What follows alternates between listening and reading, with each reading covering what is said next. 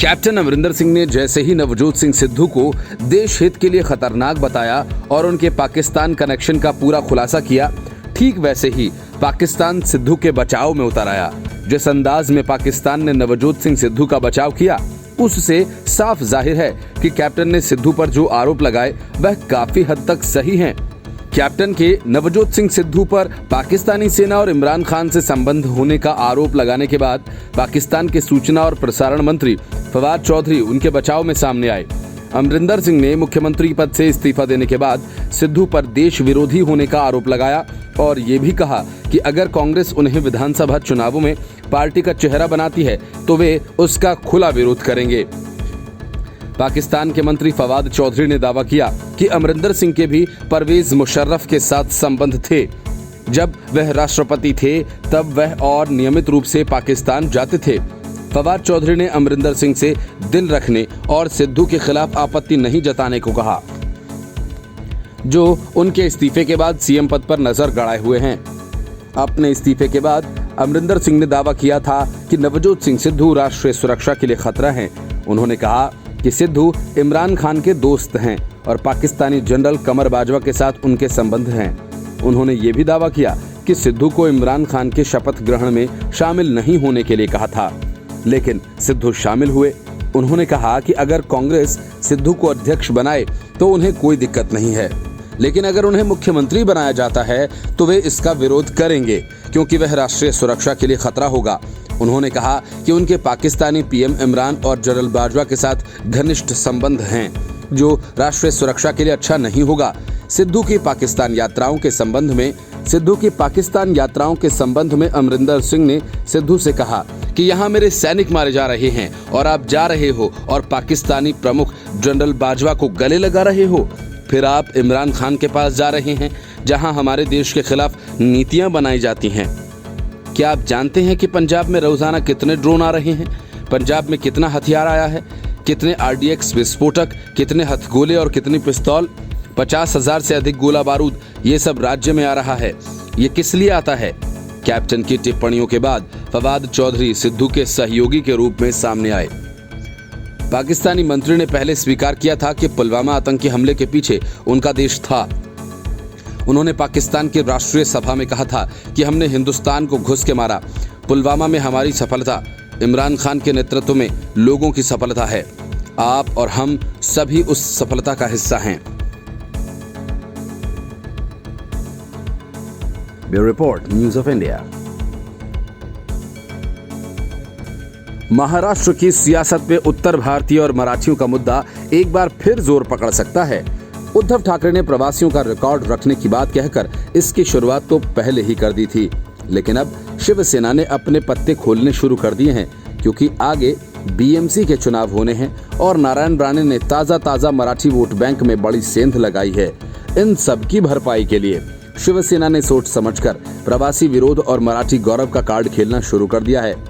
BJP ने प्रवासियों का रिकॉर्ड रखने का विरोध किया तो संजय राउत सामने आए और अजीब तर्कों के साथ बीजेपी पर हमला किया। राउत ने कहा कि विपक्षी दल की नजरें अगले साल होने वाले उत्तर प्रदेश विधानसभा चुनाव और मुंबई महानगर पालिका चुनावों पर है और इसलिए वह बाहरी का कार्ड खेल रहे हैं। संजय राउत ने शिवसेना के मुखपत्र सामना में अपने साप्ताहिक स्तंभ रोक टोक में कहा कि 13 सितंबर को शीर्ष पुलिस अधिकारियों के साथ कानून व्यवस्था की समीक्षा बैठक के दौरान उद्धव ठाकरे ने प्रवासियों का जिक्र करते हुए खास राज्य का नाम नहीं लिया था, लेकिन बीजेपी ने घोषित कर दिया कि मुख्यमंत्री का आशय उत्तर भारतीयों से था। राज्यसभा सदस्य एवं सामना के कार्यकारी संपादक ने कहा कि यह कुछ और नहीं बल्कि विभाजन की कोशिश है और ऐसे लोगों के खिलाफ मामले दर्ज होने चाहिए। उन्होंने कहा कि मुंबई बांग्ला, उड़िया, असमिया, तमिल और तेलुगु भाषी लोगों का घर है और शहर के माटुंगा और धारावी इलाकों में दक्षिण भारतीयों का वर्चस्व है। वे खुद को कभी बाहरी नहीं बताते हैं। संजय राउत ने कहा कि देश एक होना चाहिए, लेकिन कानून व्यवस्था बनाए रखना राज्य का विषय है। कार्रवाई करना राज्य सरकार का काम है। ठाकरे का क्या मतलब है, यह समझे बिना बीजेपी ने उत्तर प्रदेश विधानसभा और मुंबई निकाय चुनावों के लिए बाहरी और प्रवासी कार्ड खेलना शुरू कर दिया। संजय राउत ने कहा कि अगर बीजेपी का प्यार उन बाहरी लोगों से है जो आतंकवादी गतिविधियों में मदद करते हैं, महिलाओं के खिलाफ अत्याचार करते हैं, भूमि पुत्रों के जीवन को दयनीय बनाते हैं, तो यह सही नहीं है। शिवसेना के प्रवक्ता ने कहा कि महाराष्ट्र में बाहरी की राजनीति करने वालों को पश्चिम बंगाल विधानसभा चुनाव परिणामों से सबक सीखना चाहिए, जहां ममता बनर्जी ने मोदी शाह को हराने के लिए बंगाली गौरव का इस्तेमाल किया। Bureau report, news of India. Charanjit Singh Channi को सीएम चुनकर राहुल गांधी अपनी पीठ थपथपा रहे हैं। नवजोत सिंह सिद्धू इसे ऐतिहासिक फैसला बता रहे हैं, तो रणदीप सिंह सुरजेवाला कहते हैं कि इस फैसले को स्वर्णाक्षरों में लिखा जाएगा, लेकिन हकीकत कुछ और है। भले ही पंजाब को पहला दलित सीएम मिल गया हो, लेकिन यह भी है कि चन्नी ऐसे पहले सीएम होंगे जिनके चरित्र पर मीटू का दाग गहरा लगा है। चरणजीत सिंह चन्नी के नाम का ऐलान होते ही अकाली दल ने बवाल खड़ा कर दिया, तो बीजेपी के आईटी सेल के प्रमुख अमित मालवीय ने भी इस पूरे मामले को अपने आधिकारिक ट्विटर हैंडल से ट्वीट कर चन्नी पर गोले दागे। 2018 में चरणजीत सिंह चन्नी पर आरोप लगा था कि उन्होंने एक महिला आईएएस अधिकारी को 2018 में अश्लील मैसेजेस भेजे थे। महिला अधिकारी ने उनके खिलाफ आधी रात को आपत्तिजनक मैसेज भेजने की शिकायत की थी। बाद में कैप्टन अमरिंदर सिंह ने कहा था कि मामला सुलझा लिया गया है। हालांकि ये मामला फिर से सामने आया जब पंजाब महिला आयोग ने राज्य सरकार को नोटिस भेजकर आरोपों पर जवाब मांगा। पंजाब के नए मुख्यमंत्री के रूप में चुने गए चरणजीत सिंह चन्नी के लिए पंजाब की मुख्यमंत्री की कुर्सी कांटों का ताज साबित होने जा रही है। मीटू के आरोपों से घिरे चन्नी ने तब कहा था कि यह तत्कालीन मुख्यमंत्री की शह पर किया गया था। उन्होंने कहा था उन्हें इसलिए निशाना बनाया जा रहा था क्योंकि उन्होंने राज्य में दलित मुद्दों को उठाया था। हालांकि शिरोमणि अकाली दल ने दलित कार्ड खेलने का आरोप लगाते हुए उनके इस्तीफे की मांग की थी। मामला 2018 का है और चन्नी पर आरोप लगा था कि उन्होंने एक महिला आईएएस अधिकारी को 2018 में एक आपत्तिजनक मैसेज भेजा था। तब ये मामला खासा तूल पकड़ चुका था। हालांकि उस महिला ने उस समय शिकायत दर्ज नहीं की थी और अमरिंदर सिंह ने भी कहा था कि मामला सुलझा लिया गया है। तब चन्नी ने कहा था कि मैसेज गलती से महिला अधिकारी को भेज दिया था। चन्नी के खिलाफ महिलाओं ने धरने भी दिए और प्रदर्शन भी किए, जिसके बाद चन्नी ने महिला अधिकारी से माफी मांग ली थी। उस समय कैप्टन अमरिंदर सिंह मुख्यमंत्री थे। उन्होंने कहा कि मंत्री ने माफी मांग ली है, इसलिए ये मामला अब खत्म हो गया है। यह मामला 2020 में एक बार फिर तब सामने आया जब कैबिनेट सब कमेटी की एक बैठक के दौरान कैबिनेट मंत्री मनप्रीत बादल और चरणजीत सिंह चन्नी एक्साइज पॉलिसी को लेकर तत्कालीन चीफ सेक्रेटरी करण अवतार सिंह से भिड़ गए थे, जिसके बाद दोनों ही मंत्रियों ने बैठक छोड़ दी थी। इसके बाद कैबिनेट मंत्री तृप्त राजेंद्र सिंह बाजवा चन्नी को मनाने के लिए उनके घर गए थे, लेकिन चन्नी ने आरोप लगाया कि बाजवा ने उन्हें धमकी दी थी कि मुख्यमंत्री उनके खिलाफ मीटू की फाइल फिर खोल सकते हैं। इसके बाद ये मामला करीब 10 महीनों तक ठंडे बस्ते में पड़ा रहा। अब एक बार फिर ये मामला तूल पकड़ने लगा है। उस समय चन्नी ने कहा था कि मैसेज अश्लील नहीं और रूटीन में ही उन्होंने कई लोगों को मैसेज भेजा था, जिसमें महिला अधिकारी को ये मैसेज चला गया था। चन्नी ने कहा कि उन्होंने दूसरे ही दिन महिला अधिकारी से इस संबंध में गलती मान ली थी और मुख्यमंत्री की हाजिरी में ये मामला हल हो गया था। लेकिन 18 मई 2021 को पंजाब महिला आयोग की चीफ मनीषा गुलाटी ने इस पूरे मामले को लेकर राज्य सरकार को नोटिस भेजा था। मनीषा गुलाटी ने कहा कि आयोग ने 2018 में इस मामले का स्वतः संज्ञान लिया था,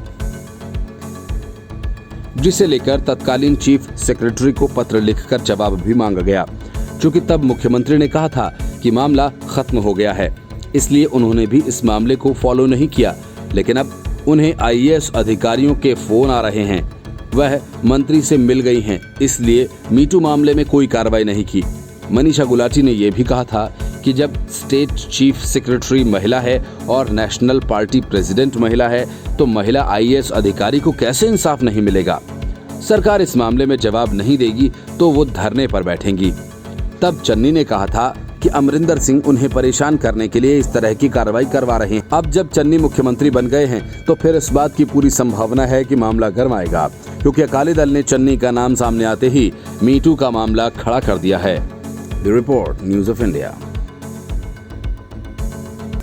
बीजेपी नेता किरीट सोमैया को इसलिए हिरासत में ले लिया गया कि उन्होंने उद्धव ठाकरे सरकार के मंत्री पर भ्रष्टाचार के आरोप लगाए। सुमैया ने महाराष्ट्र के मंत्री हसन मुशर्रफ के खिलाफ भ्रष्टाचार के आरोप लगाए तो उन्हें कोल्हापुर में पहुंचने से पहले ही हिरासत में ले लिया गया। किरीट सोमैया उद्धव सरकार के एक एक भ्रष्ट मंत्रियों के काले कारनामों की पोल खोल रहे हैं, जिससे सरकार की ऐसी तैसी हो रही है। इन सब से बचने के लिए ही सरकार ने अब किरीट सोमैया की आवाज को दबाने का फैसला किया है। माना जा रहा है कि सोमैया को हिरासत में लिए जाने के पीछे सरकार का यही डर है और बीजेपी नेता किरीट सोमैया को रविवार रात को सतारा जिले के कराड़ रेलवे स्टेशन में हिरासत में लिया गया। माना जा रहा था कि किरीट सोमैया कोल्हापुर जा सकते थे। ऐसे में कोल्हापुर जिले के कलेक्टर ने धारा 144 लगाते हुए उनके खिलाफ प्रतिबंध के आदेश जारी किए थे। साथ ही जिले में 20 और 21 सितंबर को भीड़ एकत्र होने पर भी प्रतिबंध लगा दिया है। सोमैया ने ग्रामीण विकास मंत्री और कोल्हापुर जिले के कागल से विधायक मुशर्रफ पर भ्रष्टाचार में संलिप्त रहने और रिश्तेदारों के नाम पर बेनामी संपत्ति रखने का 13 सितंबर को आरोप लगाया था। सोमैया का सोमवार को पश्चिमी महाराष्ट्र के कोल्हापुर जिले में जाने का कार्यक्रम था। उन्होंने कोल्हापुर के जिलाधिकारी राहुल रेखवार की ओर से जारी 19 सितंबर का एक आदेश दिखाया, जिसमें कहा गया सोमैया को भारतीय दंड संहिता की धारा 144 के तहत उनकी जान को खतरा और उनके दौरे के मद्देनजर कानून व्यवस्था बिगड़ने की आशंका को देखते हुए जिले में उनके प्रवेश पर रोक लगाई गई है। आदेश में यह भी कहा गया कि सोमैया को सुरक्षा मुहैया कराने की आवश्यकता है, लेकिन गणपति विसर्जन के कारण पुलिस की व्यवस्था को देखते हुए यह संभव नहीं होगा। मुंबई के नवघर थाने के वरिष्ठ निरीक्षक सुनील कांबले ने भी सोमैया को नोटिस दिया। सोमैया ने ट्वीट करके इसे उद्धव ठाकरे सरकार की दादागिरी बताया। इस बीच बीजेपी की महाराष्ट्र इकाई के अध्यक्ष चंद्रकांत पाटिल ने इस कदम को तानाशाही वाला बताया और कहा कि ठाकरे सरकार सोमैया की आवाज को दबा नहीं सकती। उन्होंने कहा कि बीजेपी और सोमैया भ्रष्टाचार के मामलों को तार्किक परिणति तक पहुंचाएंगे। Report news of India. Charanjit Singh Channi Punjab के केयरटेकर सीएम बन गए हैं। यही वजह है कि नए सीएम के नाम का ऐलान करने के तुरंत बाद हरीश रावत ने सिद्धू को कांग्रेस का चेहरा बता दिया। हरीश रावत के इस बयान के बाद पंजाब में हंगामा खड़ा हो गया। पूर्व प्रदेश अध्यक्ष सुनील जाखड़ ने हरीश रावत के खिलाफ मोर्चा खोल दिया है। इतना ही नहीं, सुनील जाखड़ के भतीजे ने विरोध में अपने पद से इस्तीफा तक दे डाला। विधानसभा चुनाव में कांग्रेस के सीएम कैंडिडेट का मामला अब तूल पकड़ता जा रहा है। इसके पहले सिद्धू को देशद्रोही बताते हुए कैप्टन अमरिंदर सिंह ने साफ तौर पर ऐलान कर दिया था कि अगर कांग्रेस सिद्धू के नाम पर चुनाव लड़ेगी तो वो उसका खुला विरोध करेंगे।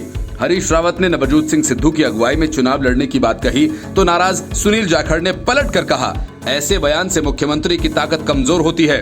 कांग्रेस नेता सुनील जाखड़ ने ट्वीट कर हरीश रावत के बयान पर आपत्ति जताई। सुनील जाखड़ ने लिखा कि चरणजीत सिंह चन्नी के शपथ वाले दिन हरीश रावत द्वारा दिया गया बयान हैरान कर देने वाला है। ये मुख्यमंत्री की ताकत को कमजोर करता है और साथ ही ये किसी के चयन पर सवाल खड़ा करता है। सुनील जाखड़ ने हरीश रावत के जिस बयान पर आपत्ति जताई है वो उन्होंने सोमवार को ही दिया था। इस बयान पर मचे बवाल के बीच सुनील जाखड़ के भतीजे अजयवीर जाखड़ ने पंजाब किसान आयोग के पद से इस्तीफा दे दिया है। कांग्रेस के पंजाब प्रभारी हरीश रावत ने कहा था कि चरणजीत सिंह चन्नी को लेकर पार्टी ने पहले से ही मन बनाया हुआ था। आने वाले चुनाव में कांग्रेस का चेहरा कौन होगा, ये कांग्रेस अध्यक्ष तय करेंगी। अगर मौजूदा हालातों को देखें तो इस बार चुनाव पंजाब सरकार की कैबिनेट और प्रदेश अध्यक्ष नवजोत सिंह सिद्धू की अगुवाई में लड़ा जाएगा। बीते दिन तक मुख्यमंत्री बनने की रेस में सुनील जाखड़ का नाम भी चल रहा था और माना यह जा रहा था कि हिंदू चेहरा होने के नाते पार्टी उन्हें कमान दे सकती है। लेकिन ऐन वक्त पर चरणजीत सिंह चन्नी का नाम सामने आया। सुनील जाखड़ के ट्वीट को लेकर पंजाब कांग्रेस में बयानबाजी का दौर शुरू हो गया है। कांग्रेस नेता हरमिंदर सिंह गिल का कहना है कि चरणजीत सिंह चन्नी को मुख्यमंत्री बनाना केंद्रीय आलाकमान का फैसला है और ऐसे में सुनील जाखड़ ने जो कहा उस पर वही सफाई देंगे। Report news of India. Captain Amarinder Singh को जिस तरीके से सोनिया गांधी एंड कंपनी ने अपमानित करके पद से हटाया और जिस तरह से चरणजीत सिंह चन्नी को केयरटेकर सीएम बनाया, उससे तो साफ जाहिर है कि पूरी कांग्रेस नवजोत सिंह सिद्धू के हाथों में खेल रही है और सिद्धू जैसा चाहते हैं गांधी वाड्रा वैसा ही कर देते हैं। कांग्रेस की इस अजब स्थिति को लेकर अनेक तरह की टिप्पणियां भी की जाने लगी हैं। सबसे पहले तो अशोक गहलोत के ओएसडी ने यह लिखकर तंज कसा कि जब मजबूत को मजबूर बनाया जाए जब बाढ़ ही खेत खाए तो उस फलक का क्या होगा। गहलोत के ओएसडी के बाद फिल्म मेकर अशोक पंडित ने राहुल गांधी पर चुटकी लेते हुए कहा कि वे सिर्फ मस्खरों के साथ ही काम कर सकते हैं। अशोक पंडित ने कैप्टन अमरिंदर सिंह के इस्तीफे का जिक्र करते हुए तंज कसा और लिखा कि अमरिंदर सिंह के इस्तीफे से ये साफ होता है कि राहुल गांधी सिर्फ बुरे कॉमेडियंस के साथ ही काम कर सकते हैं। रणनीतिक विचारक और लेखक ब्रह्मा चेलानी ने लिखा कि राष्ट्रीय दृष्टि और कद के भारत के इकलौते मुख्यमंत्री कैप्टन अमरिंदर सिंह कांग्रेस में मां बेटी की तिगड़ी के जहरीले एकाधिकार का शिकार हो गए हैं। कैप्टन अमरिंदर दलगत राजनीति से ऊपर उठकर राष्ट्रीय सुरक्षा के तमाम मुद्दों जैसे करतारपुर कॉरिडोर आदि पर बोलते रहे हैं। पंजाब के मुख्यमंत्री कैप्टन अमरिंदर सिंह ने अपनी पूरी कैबिनेट के साथ मुख्यमंत्री पद से इस्तीफा दे दिया था। इस्तीफे के बाद चरणजीत सिंह चन्नी नए मुख्यमंत्री बने। वे सूबे के पहले दलित सीएम होंगे। पंजाब में बीते कई महीनों से कांग्रेस के अंदर कलह चल रही थी। नवजोत सिंह सिद्धू को पंजाब कांग्रेस का अध्यक्ष बनाए जाने के बाद से अमरिंदर सिंह की नाराजगी और बढ़ गई थी। वहीं नवजोत सिंह सिद्धू भी कैप्टन अमरिंदर पर लगातार निशाने साधते दिख रहे थे। राज्यपाल को इस्तीफा सौंपने के बाद कैप्टन अमरिंदर सिंह ने कहा था कि मैं बातचीत के लहजे से अपमानित महसूस करता था। मैंने सुबह कांग्रेस अध्यक्ष को अपने इस्तीफे की सूचना दे दी थी। उन्होंने कहा था कि बार बार विधायकों के साथ बैठक की जाती थी। कैप्टन अमरिंदर ने आगे कहा था कि मैं अभी भी कांग्रेस में हूं। मैंने मुख्यमंत्री पद से इस्तीफा दिया है। फ्यूचर पॉलिटिक्स हमेशा एक विकल्प होती है और जब मुझे मौका मिलेगा मैं उसका इस्तेमाल करूंगा। Bureau report, news of India.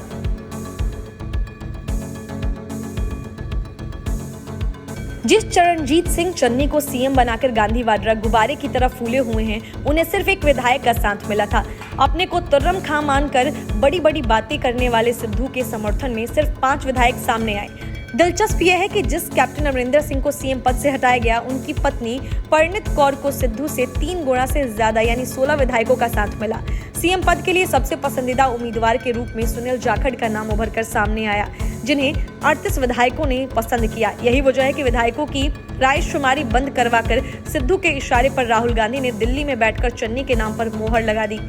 इसी बात से अंदाजा लगाया जा सकता है कि पंजाब में कांग्रेस का आगे क्या हाल होने वाला है। सूत्रों का कहना है कि सिख बनाम हिंदू विवाद के सामने आने से पहले कांग्रेस नेता राहुल गांधी की पसंद पीपीसीसी के पूर्व अध्यक्ष सुनील जाखड़ थे। हालांकि नवजोत सिंह सिद्धू जाखड़ को शीर्ष पद देने के लिए राजी नहीं थे, शायद इस डर से कि वो एक नए शक्ति केंद्र के रूप में उभरेंगे। जाखड़ के नाम का दिग्गज नेता अंबिका सोनी ने भी कड़ा विरोध किया था। सूत्रों का कहना है कि उन्होंने कांग्रेस अध्यक्ष सोनिया गांधी को अपनी आपत्ति से अवगत करा दिया था। कांग्रेस नेतृत्व ने अंबिका सोनी को भी सीएम बनने का प्रस्ताव दिया, जिसे उन्होंने अस्वीकार कर दिया। राहुल गांधी से मुलाकात के बाद अंबिका सोनी ने कहा कि मैंने सीएम बनने से मना कर दिया। उन्होंने कहा कि मुख्यमंत्री सिख होना चाहिए, क्योंकि पंजाब ही एक ऐसा राज्य है जहां सिख समुदाय का कोई व्यक्ति मुख्यमंत्री बन सकता है। कुछ नेताओं ने दावा किया कि अंबिका सोनी सुखजिंदर सिंह रंधावा के लिए बैटिंग कर रही थी। कुछ उनके नाम से असहमत थे। सूत्रों का कहना है कि नवजोत सिंह सिद्धू ने रंधावा के नाम का विरोध किया। उन्होंने आलाकमान से कहा कि अगर कोई दलित अगला मुख्यमंत्री बन जाता है तो कोई समस्या नहीं होगी। सूत्रों का कहना है कि विधायकों के बीच भी राय बटी हुई थी। एक ने दावा किया कि जाखड़ को 38 वोट मिले, उसके बाद रंधावा को सिर्फ 18 वोट मिले। अमरिंदर की सांसद पत्नी परिणीत कौर को 12 और सिद्धू को 5 वोट मिले। इस वोटिंग से स्पष्ट हो गया कि कांग्रेस आलाकमान भी पंजाब में एक सिख सीएम चाह रहा था। इस वोटिंग में रंधावा सबसे आगे निकले ही थे कि फिर सिद्धू ने अपनी टोपी रिंग में फेंक दी। कोई आम सहमति नहीं बन रही थी। समय भी बीत रहा था। पार्टी चाहती थी कि नया मुख्यमंत्री पितृपक्ष के शुरू होने से पहले कार्यभार संभाले। इसके बाद आलाकमान ने चन्नी की ओर रुख किया। सूत्रों ने कहा कि चन्नी का नाम भी सिद्धू खेमे द्वारा प्रस्तावित किया गया था। मामला उछलता देख राहुल गांधी कांग्रेस की अंतरिम अध्यक्ष सोनिया गांधी के आवास पर पहुंचे और चन्नी के नाम पर उनकी सहमति ली। इसके बाद उन्होंने केसी वेणुगोपाल से मुलाकात की और हरीश रावत को चन्नी के सीएलपी नेता के रूप में चुनाव के निर्णय की घोषणा करने के लिए कहा गया। Bureau report, news of India. Congress ने पंजाब में थोड़े वक्त के लिए चरणजीत सिंह चन्नी को सीएम बनाया है। चुनाव के बाद राहुल गांधी का इरादा सिद्धू को सीएम बनाने का है और ये बात किसी से छिपी नहीं है। लेकिन चन्नी को केयर टेकर सीएम बनने को कांग्रेस इस तरह से पेश कर रही है मानो उसने दलितों पर बहुत बड़ा एहसान कर दिया हो। कांग्रेस के इस दिखावे के दलित प्रेम के पीछे असली मकसद दलितों के साथ दगा करने का है। कांग्रेस चाहती है कि पंजाब के दलित चन्नी के चेहरे पर उसे वोट दें। चन्नी का काम बस इतना ही है कि अगर कांग्रेस जीती तो चन्नी का हाल कैप्टन अमरिंदर सिंह से भी बुरा होने वाला है। बीजेपी ने कांग्रेस के इसी गेम प्लान को निशाना बनाया। बीजेपी नेताओं ने कहा कि कांग्रेस ने हमेशा दलितों के साथ धोखा किया है। पंजाब में अल्पकालिक दलित सीएम बनाया गया है। बीजेपी ने कहा कि कांग्रेस दलितों का इस्तेमाल करती रही है। पंजाब में 32% आबादी दलितों की है। चुनाव से पहले कांग्रेस का दलित सीएम बनना एक बड़ा कदम माना जा रहा है, लेकिन बीजेपी को यह धोखा लगता है। बीजेपी के पंजाब प्रदेश अध्यक्ष अश्विनी शर्मा ने कहा कि चरणजीत सिंह चन्नी को शुभकामनाएं, लेकिन कांग्रेस की नीयत पर शक है। कांग्रेस ने उन्हें नाइट बैट्समैन की भूमिका में रखा है। शर्मा बोले कि कांग्रेस के पंजाब प्रभारी हरीश रावत ने भी कहा कि 2022 का चुनाव सिद्धू के नेतृत्व में लड़ा जाएगा। इससे साफ है कि कांग्रेस ने आंतरिक कलह को थोड़े वक्त के लिए विराम देने के लिए उन्हें सीएम बनाया है। बीजेपी नेता ने कहा कि कांग्रेस का कोई दलित प्रेम जागा नहीं है। ये आने वाले वक्त में भी दिखाई देगा। अगर कांग्रेस में हिम्मत है और दलितों को लेकर उनके मन में स्नेह जागा है तो चन्नी को 2022 के चुनाव का चेहरा घोषित क्यों नहीं कर देते। शर्मा ने कहा कि कांग्रेस के शासन में दलित समाज का सबसे ज्यादा उत्पीड़न हुआ। उन्होंने कहा कि हम लोगों को कांग्रेस की असलियत बताएंगे। वैसे पंजाब की जनता की इन सब चीजों पर पैनी नजर रहती है। जनता सब समझ रही है कांग्रेस ने ये फैसला क्यों लिया है। बीजेपी के पंजाब प्रभारी दुष्यंत गौतम ने कहा कि कांग्रेस दलित समाज को धोखा दे रही है। पहले भी कांग्रेस ने ऐसा ही किया। पहले महाराष्ट्र में सुशील कुमार शिंदे को मुख्यमंत्री बनाया और चुनाव के बाद विलासराव देशमुख को बना दिया। गौतम ने कहा कि ऐसे कई और उदाहरण हैं। कांग्रेस ने जगजीवन राम के साथ भी यही किया। उनका चेहरा दिखाकर वोट बटोरे, लेकिन कभी उन्हें मान सम्मान नहीं दिया। बीजेपी नेता ने कहा कि कांग्रेस ने तो संविधान का भी हनन किया है और आपातकाल लगाया है। Bureau report, news of India.